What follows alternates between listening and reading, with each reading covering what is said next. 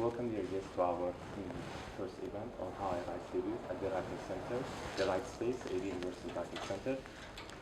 Our first guest for this series is Anar Valiyev, Associate Professor of School of Public International Affairs at AD University.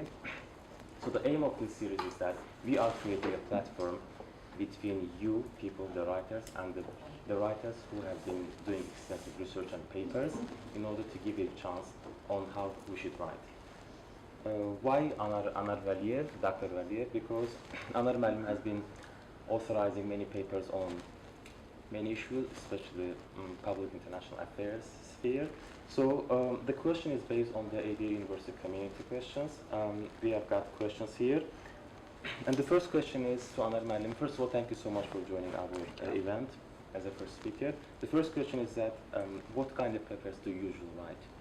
Well, right now, if we're talking about right now, my position is mostly it's a two type of the papers. It's a research paper and policy paper. The difference between the research paper and policy paper is that research paper you usually write for the academic articles. It's for academic journals, which is kind of considered as a prestige.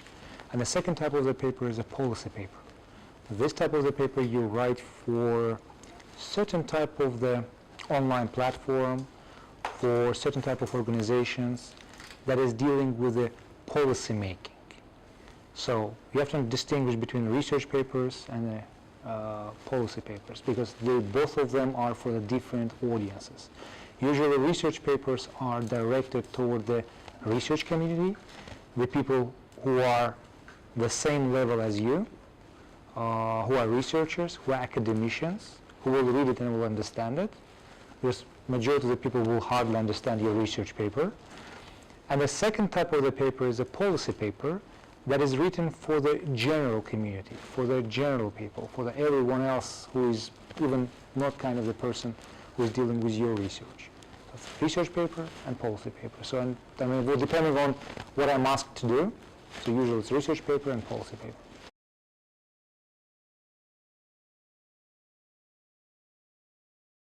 Well, even starting from my PhD dissertation, I never had any routine. It's impossible. So if you're simply thinking that, okay, today I will write 5 pages, tomorrow I will write 5 pages, day after tomorrow I write 5 pages, that doesn't work. So it's supposed to be some kind of the feeling that you may not write anything for 2 weeks, but then for 2 days you can write everything that you just lost for the whole month. It depends on your inspiration. It depends on a certain type of the mood. So sometimes you just don't have a mood to write something, and you cannot force yourself to just even come up with something. But this is also dangerous. That's very dangerous because it could happen that the whole month you don't have inspiration. At the end, you're forced to write something. So if you're feeling that your inspiration will come to you to write something, you should wait for that inspiration.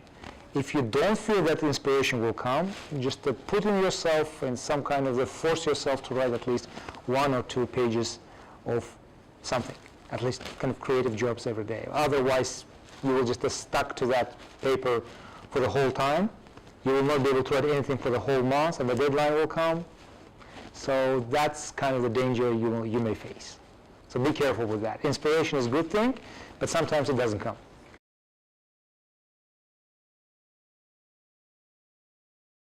It's okay, yes, it happens. It could happen in 1 month, it could happen 2 months, or something like that. Well, it depends on the situation, because as a researcher, I immediately go and start to read the research of other people.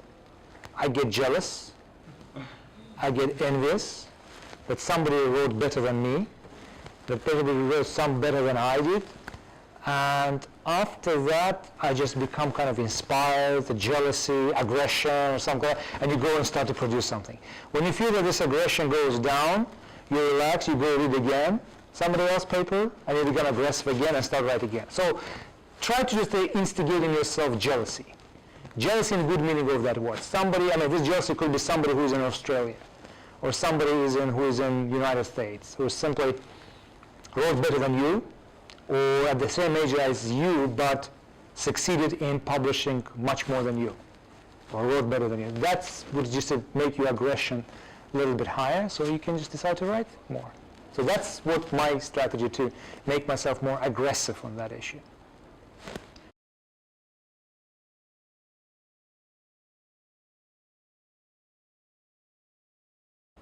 it's very difficult when you write even the perfect paper, but without a certain type of a structure, it's very difficult for the faculty to read it, especially for the writers. So structure is a must be there. Structure means, let's say, you just understand the introduction, its analysis, it's a background, it's a conclusion, recommendation, I mean, it could be methodology, something. So you just a structure, write something. When you write structure, it's first of all tells the reader that, or the person who is reviewing it, that the person took it seriously and gave in a structured way in order to explain me what's happening. If you write not structural paper, it's already spoiling the whole image. And even if you have a perfect paper, if you have a great kind of findings, and I cannot find it, then it doesn't make any sense. So structure matters a lot, because it first of all shows that you are thinking in structural terms, that you are just giving a certain type of ideas in a flow manner, versus to have bits over here, bits over there, maybe conclusion at the beginning and the introduction at the end. So that doesn't work like this way. Structure is I would say more important than I don't say content is not important, but the structure is one of the most important mechanisms.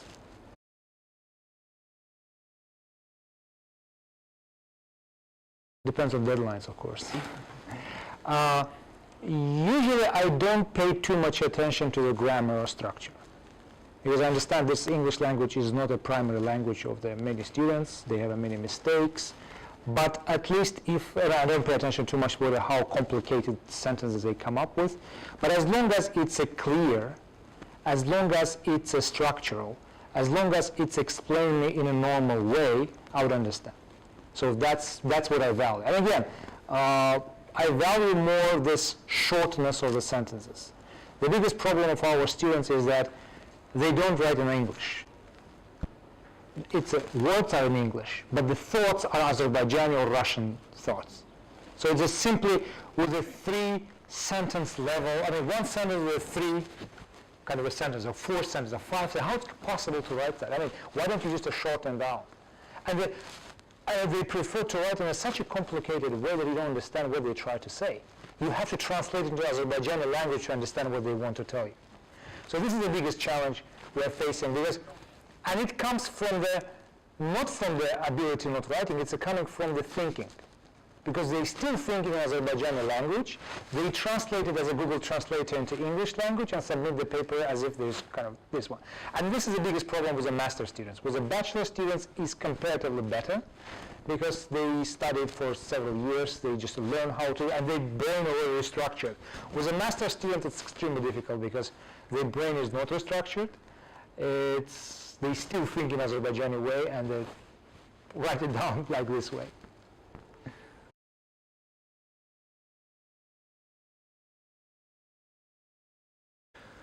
Well, the best advice is one skill when you graduate from the ADA.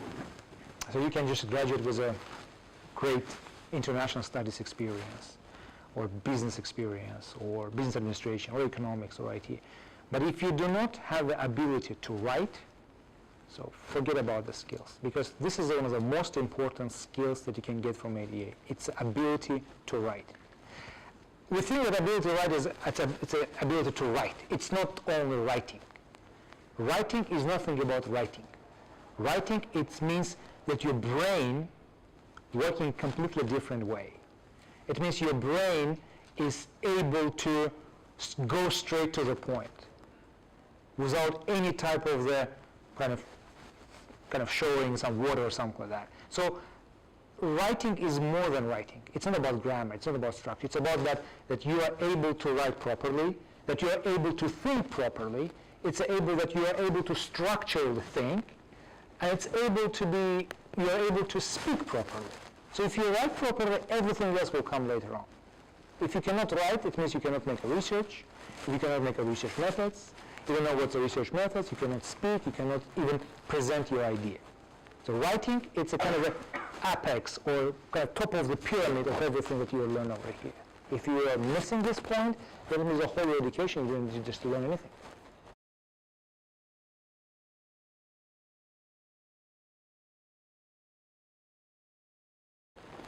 Well, when I applied to the master degree, research proposal, I didn't have a research proposal because it was a special program, Moscow Fellowship program. We didn't have any research proposal at that time. I had an essay, but again, I would tell you one secret. I mean, 60% of the people don't look at your essay because they're pretty much the same. All the people just write the same thing. How they want to change the world, how they're great, how they're this, how they're that. So you just see that every day. And it's almost 90% writing the same. You have to write something extraordinary, so you immediately catch attention. Other than that, you will be in the same 90% of the same people who are writing the same essay or some kind. I was the same guy who just wrote simple the same type of essay as everybody else. As for the research proposal, yes, that's very important. The research proposal would show you that if you're applying for a PhD, it's showing that you're serious about that. You know what you do. So I think it should include this, again, it's introduction, it's a hypothesis, it's a methodology, how you're going to collect the data. It's a uniqueness of idea, so you come up with something new to the science. What are you going to bring? So for example, I'm a committee of PhD, and I'm reading, let's say, 20 or 30 or 50 or 100 type of applications for PhD. And you have to prove that why should I take you? I'm taking you just to give you a scholarship. Why should I take you? What's the reason? So you have to prove that you're worth it, so I can just take you out. So bring me such a kind of research proposal that is really interesting, that's really catchy, really attractive. Other than that, I will not be able to take you. I mean, this is a similar. If you come and simply talking to me something about usual stuff, that's not going to be attractive. Give me something more. Give me some more attractive things.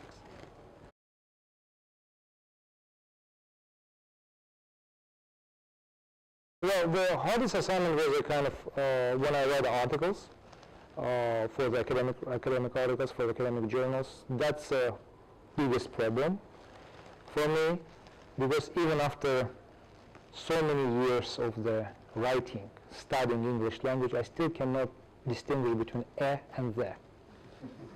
I still don't know. I don't know when to put the and That's the biggest challenge for me. I know everything, but and the I still don't know. So whenever I apply, I send my kind of the articles to the somewhere, there's a lot of mistakes come back. So if you think that I just don't know a lot, I mean, I still have a lot of mistakes. So I have to send it to my article to the editor, so editor work on that, and all the time there's whole my paper is full of and the, because I still don't know where to put them. And that's the biggest challenge, to grammatically, because you write properly, you write okay, but then at some point when you write too much, you start already thinking about an Azerbaijani way, and you start writing in a way of like a similar to Azerbaijani thoughts or English or Russian thoughts, and then the editor says, I don't understand what you mean over here. Can you just write in English language or something? And then you have to go back and paraphrase or something like that. So this is the biggest challenge for me.